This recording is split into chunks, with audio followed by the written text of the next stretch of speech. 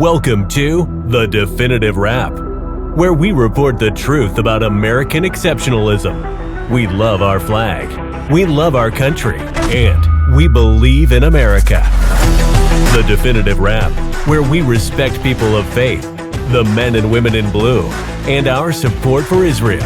And now, your hosts, Bela Seabrow and Cindy Gross. Together, they are The Definitive Wrap.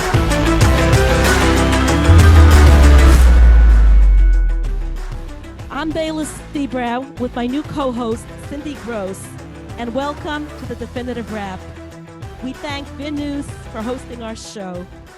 Before I introduce our guest today, I want to present my new co-host, Cindy Gross, whom I have always loved and admired. Cindy Gross is an award-winning media personality, brand ambassador, and Jewish activist.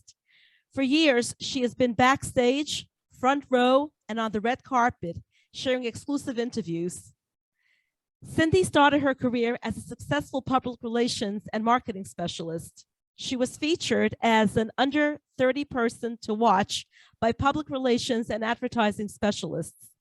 Her columns appear regularly in the Times of Israel, Israel National News, Reactionary Times, and other outlets. She writes on a range of topics that are newsworthy and trendy.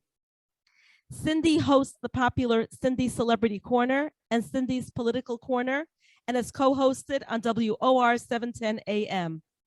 She has been featured as One America News Network, Real America's Voice, WABC 770 Radio, and on radio shows nationally on a regular basis. A former teacher, she has been a voice for minority students in failing public schools. In 2016, she helped write legislation on curriculum oversight. She is the author of Rubber Room Romance. She unsuccessfully ran as the first modern Orthodox Jewish woman for Congress in 2020. During the Trump administration, she was a Jewish advisor on the National Diversity Coalition for Trump. Cindy is also chair of Jewish Vote, one of the fastest growing grassroots groups today. Cindy, welcome aboard. Well, thank you for that introduction. I should correct you. It's Jewish Vote GOP. I am a proud Jewish Republican, and probably most of your audience knows me as one of the most outspoken activists in the Republican Party for the Jewish voice, for the pro-Israel Zionist voice, and as a voice building coalitions for Jews in the Black community, Hispanic community, Asian communities, and bringing Jews to the forefront of the topics concerning American Jews. So thank you so much for having me on the show. And now I would like to introduce the charming Erica Schachne. I have to tell you, I am honored. Erica is the editor of the National Magazine and in Jerusalem Weekend Supplement at the Jerusalem Post. Her passionate writing, particularly her Tell It Like It Is social media posts, I love that, have garnered a devout following. A lover of true crime, fitness, and all things food and drink, she has been known to moonlight in Jerusalem videos, testing out brews at the beer festival and festive donuts on Hanukkah. Erica, welcome to The Definitive Wrap.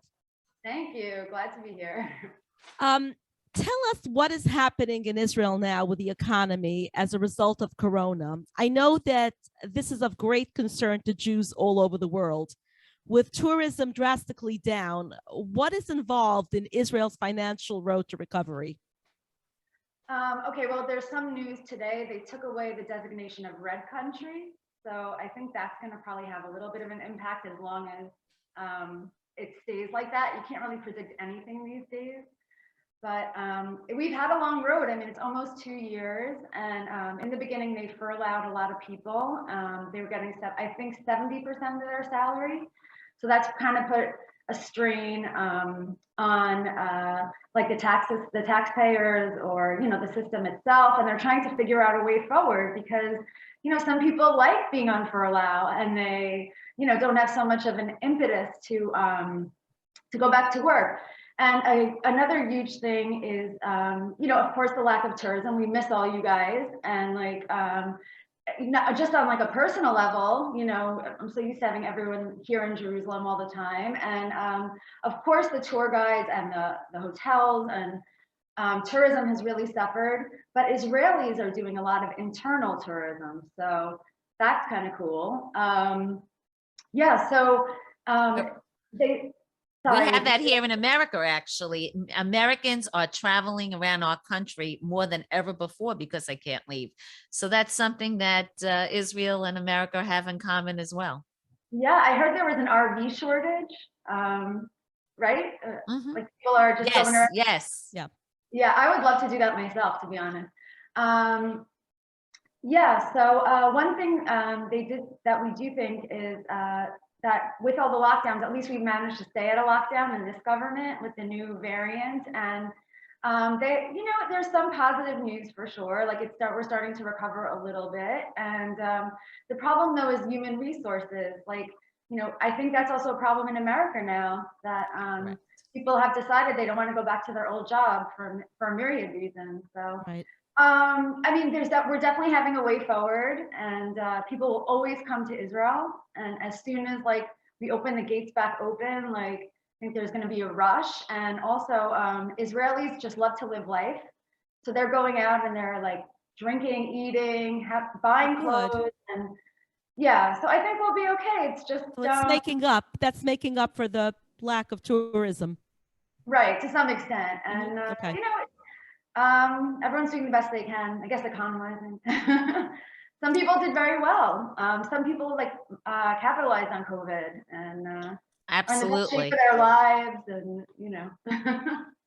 So you're a girl after my own heart. You are an outspoken political activist, but you're also a cultural journalist. And those are the two areas I'm known for. So I have to tell you that I'm very interested in what's going on in the theater world and the movie world, because one thing I can tell you through COVID, one thing that has absolutely helped Israel are all these shows, whether or not you like them or not, but now Israeli stars are so internationally well known.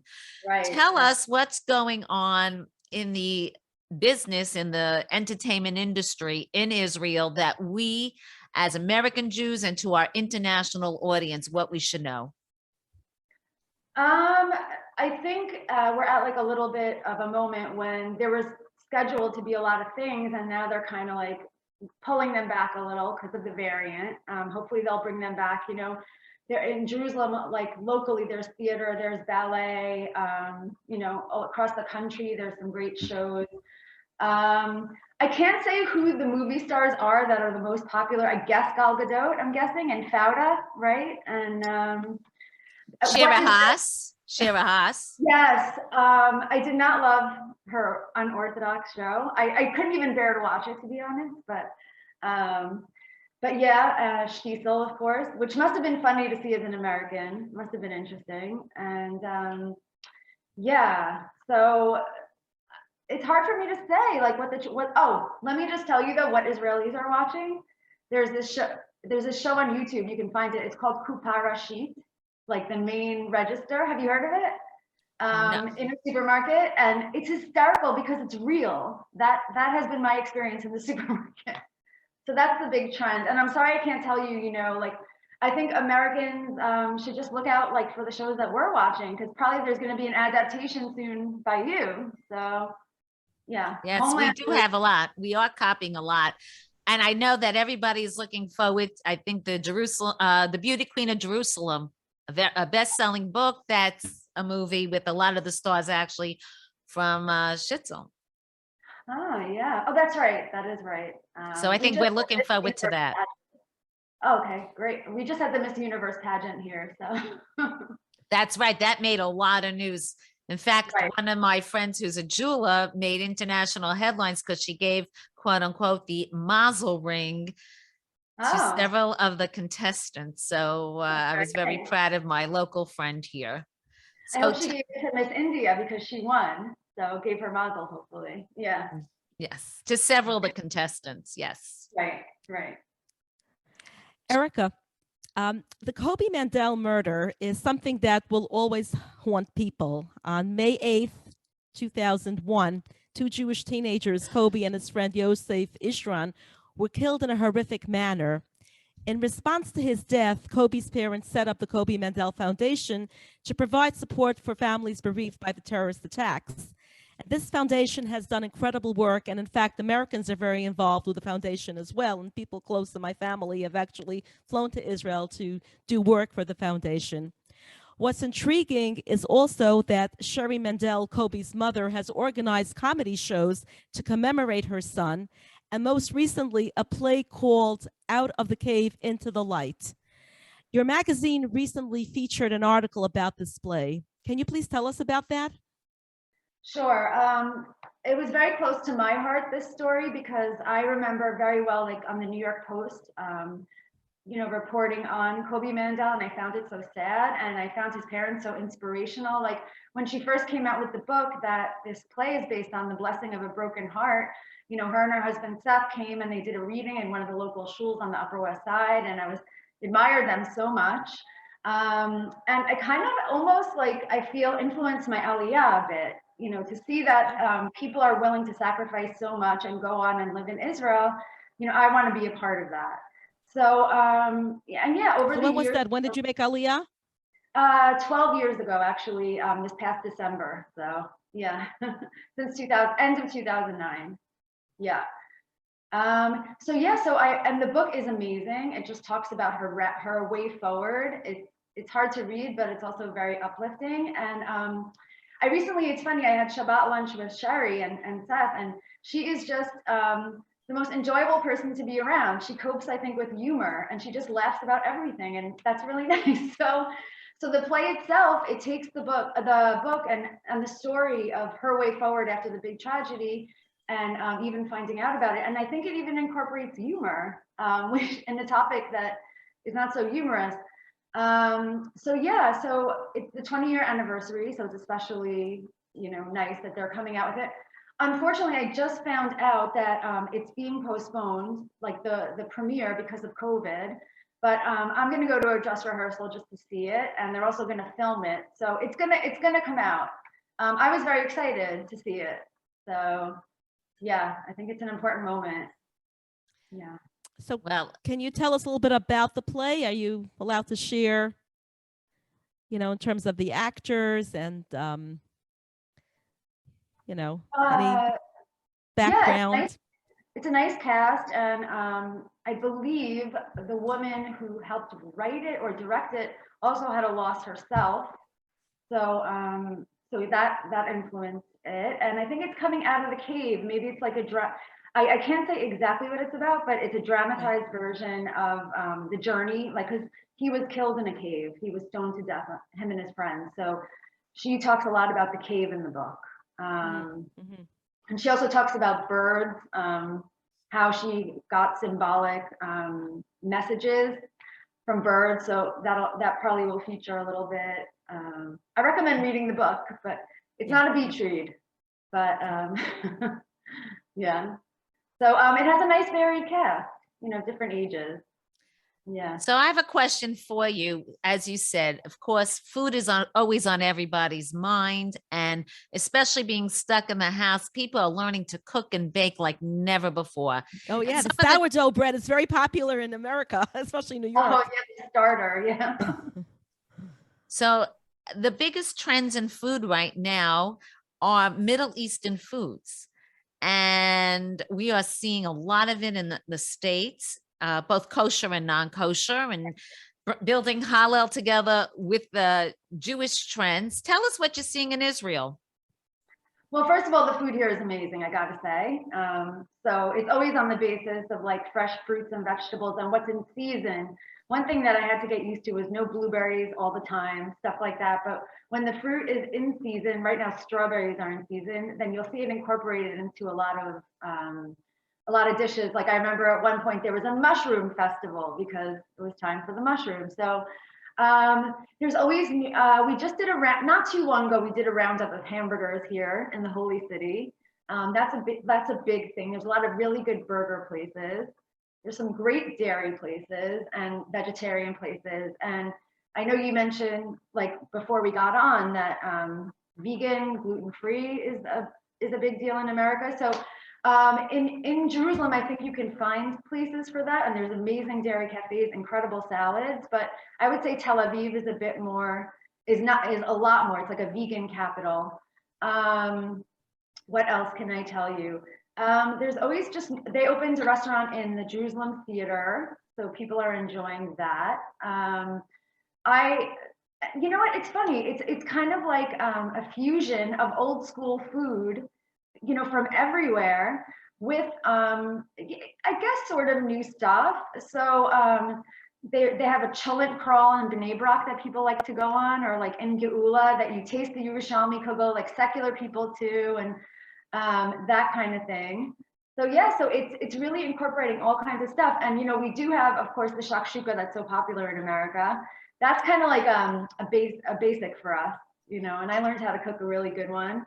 But here you'll see it, let's say, with mozzarella cheese, or like with like pesto or something. That's not necessarily new, but and there's a bunch of chefs that are always opening restaurants. You know, people go out a little bit less, I would say, because of COVID, but you know, they want to eat as much as ever. So you're from Queens originally, and of course, Queens has a lot of Israelis right now, and a lot of great Israeli restaurants. Right. Do you ever come back to Queens? And well, probably now you haven't been able to, but are there any Israeli restaurants you enjoy? So we always liked Hapiska, and it's very, very good. But it's funny now that I'm here, and I see like they give you the salatim in the beginning. Let's say like you come and they give you like 20 little salatim and like a laffa bread and rice and everything. So I expect that from the places that I go. So my mother always says we go to this one place, Tzidkiyahu, and it's like a factory of delicious food. You come in, there's like 20 salatim on the table, coleslaw, everything, laffa, you're just like, it's there like 5 minutes in. So she says, oh, they're a little skimpy in America with the salad. She got used to the Israeli way of doing things. But I do think Hapiska has always been very good. I remember when I was growing up, there was one Hatzameret. And it's funny because in Hebrew, they both mean like the peak. So it's different ways of saying the same thing. Fortunately, my parents are making Aliyah, but sadly, they're selling their house in Queens where I grew up. So I don't know how much I'll be coming back, you know, but I always have a special place in my heart for Main Street. So I'll probably Well, hopefully you'll be coming back for the annual Jerusalem Post conference that's always in Midtown Manhattan if they ever get this back. I was very fortunate to attend a couple of them. You've always had trend-setting headliners and entertainment in the fields of politics, business. I mean, the Jerusalem Post was always at the forefront of all this. Right. So yeah, I would love to come back and go to the conference and, you know, and see all of you there and, you know, go visit Queens and my old stomping ground. So yeah. And I know the Jerusalem Post is working hard. We also have conferences here within Israel. So they're going to deliver on the conferences. What is upcoming for you? On a personal level, on the Jerusalem We'll Post? start first with the professional, and then I have a couple of personal questions. Okay. Well, I'm going to turn back a little bit to like October. I was thrilled to be able to leave the country for the first time since Corona, since November 2019. And I was sent to Thailand on a trip through the Thai Board of Tourism with some other Israelis from the media. So actually that was my latest article, and it's like really a romp through Thailand, which I fell in love with. But so that was just me doing my travel thing in Phuket, and doing like zip lining and eating my way through the country and all of that. So I really missed doing that because I used to do that a lot through the Jerusalem Post. Like the last place I had gone was Georgia, the country, which I also fell in love with. You see a theme here? But so that I hope will be something that I continue to do, continue to travel, continue to leave the country. It's tempting to just stay in one place, but and stay in Jerusalem. It's like Manhattan, you never leave the island. But yeah, that's coming up. And I think I've just been examining the really big issues that the country is facing. We did a thing about Ethiopian Aliyah, because there were still a lot of 10,000 Ethiopians waiting in Ethiopia. They were told they could make Aliyah, and they've been waiting for years and years. So there was a lot of activism about that recently. You know, internal like politics, internal army things. There was a scandal recently that I covered. I wish we didn't have it, but maybe well, I feel bad even mentioning it, you know, because it was, but in the prison system, they were pimping out Israeli female soldiers to like terrorists, and it was a real scandal. So we covered that too. So, you know, we get in there. So Yeah.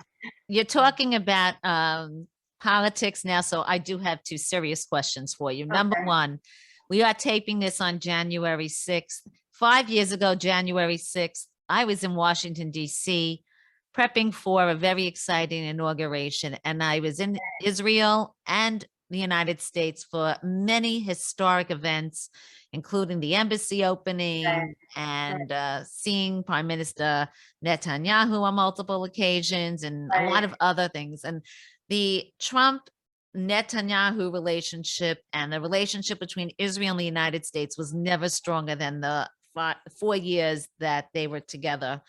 And what are the thoughts of Israelis? And I know you represent a newspaper, you work for a newspaper. I don't know if you could talk on behalf of them or what you talk about personally, but what is the feeling? What's going on? We have huge elections going on in 2022 in America. Toward America, what's our feeling toward America, or internally? Basically with what's going on in the world, our relationship, you know, our relationship is not what it was last, you know, a year and a half ago at this time. I think it's very hard for any relationship to be what it was, because it seems like President Trump really wanted to be close to Israel in a way that I had not seen before. I'm speaking on a personal level. All of this, I would rather speak on a personal level rather than representing the newspaper, because everyone has different views, and like, you know, that's part of the paper. We want to represent many different views, but correct. In my case, so I did find that to be amazing, you know, the closeness, and so I do miss that a little, I got to admit. Well, what we faced here in Israel was a bunch of elections, one after another. And the reason they were called was because we couldn't form a coalition. And that was like Netanyahu. So I know he's an amazing diplomat, and he's done so much for us, and we're very grateful, but he got very focused on maintaining his own position, and also he was being put on trial for corruption, so that it seemed like he was trying to divert attention from that. So he kept he's an amazing master strategist, so he kept arranging it somehow so that suddenly the government would like disband, and then there'd be a coalition crisis, and then we'd suddenly have more elections, and these are incredibly expensive, especially during Corona. So, and then I don't know if you heard about the protests here, but it got very, very intense in front of the Prime Minister's house here in Jerusalem. And it was very tough on the people of Jerusalem, because they'd be there day and night screaming at the Prime Minister. There was a lot of strife. There was a lot of internal feeling of strife, I think, between people, like people arguing, you know, Bibi is the Melech, Bibi is the king, and other people saying, no, we need a change. So when we finally got Bennett and his government, which drew from like all the different streams, you know, Arab, female, labor, this, that, except for Haredi, I guess, except for ultra Orthodox, because it was hard to get them to join. But I think people are happy that there's less strife in the country. And yeah, like Bennett did have a visit with Biden. It seemed fine. Well, in the States, we saw Biden fall asleep as Bennett was talking to him. So I don't think that's a reflection on Bennett. I think that's no, anybody who's ever heard Bennett, right? anybody who's ever heard Bennett, and I've been lucky enough to meet him, so I know. Yeah, he did come a few years ago and speak to us at the Post. And look, he doesn't. Who has the same charisma as Bibi? Nobody, as Netanyahu. But I thought he had some charisma, and he's very well spoken. His English is perfect. You know, grew up in Renana, parents. So I think we're gonna, you know, we're trying to maintain a very good relationship as much as possible. Yeah, I mean, America is always like a great friend to Israel. And, the We American have Jews. time for one more question. Sure. Okay, I read just yesterday on your Facebook page that with regard to Omicron, you feel that people are choosing to fear it rather than choose to deal with it scientifically. What Right. are you seeing in Israel regarding the response to this variant? I Really, think, as opposed to when COVID first started. okay, I feel very strongly about this because I'm someone who likes to be out, and the lockdown was incredibly difficult for me. At the first lockdown, I accepted with grace, I guess, and I embraced Netflix and wine on my couch. But I had enough, after the first. Yeah. And we had very, very serious lockdowns in Israel, like meaning last winter, everything was closed, literally everything.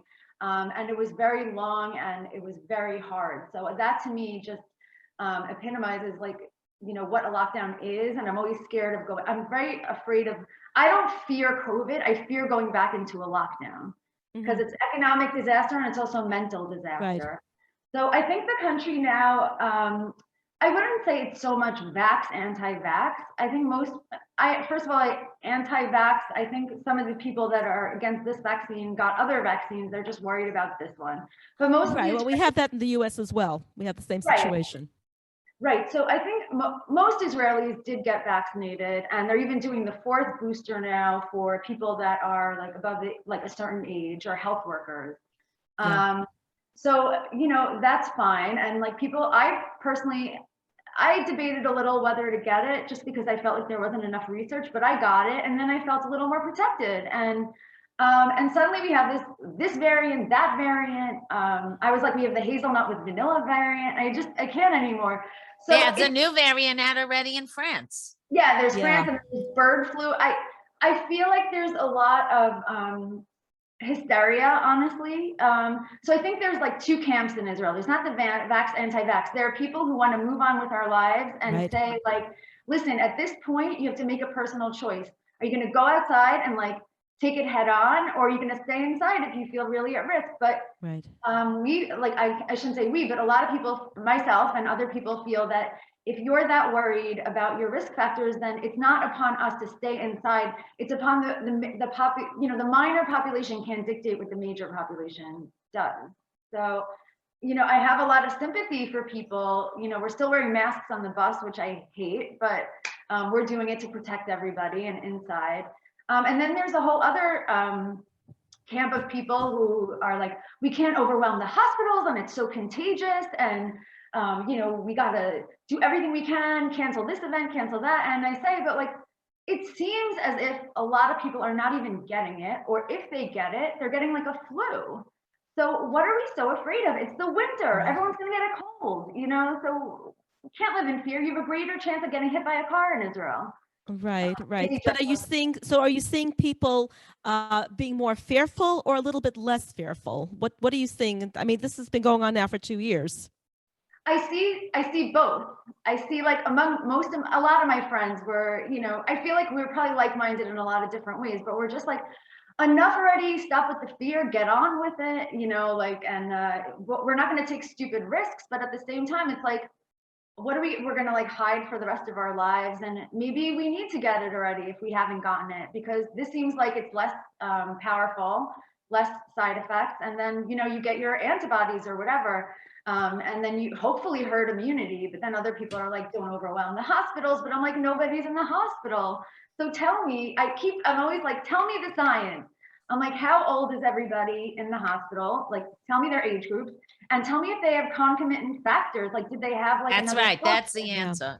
Compromising and I'm like, factors. give me statistics, and nobody can ever give me statistics, and they just Right. like go back into the hysteria. So I feel like there's that. But one thing, as I said before, they have avoided a lockdown. I think the government realizes like the people have been pushed to the edge, and economically, mentally, we can't handle it anymore. So people are being more careful about, I guess, meeting up with each other to some extent. But even though they still are very much meeting up. Israelis are very social, and we just want to be with each other. And but a lot of events have been canceled, and that's a bummer. It's a real bummer. I guess it's smart because, as someone pointed out to me on Facebook, it's not a great idea to have everyone suffering from the flu at the same time in the country.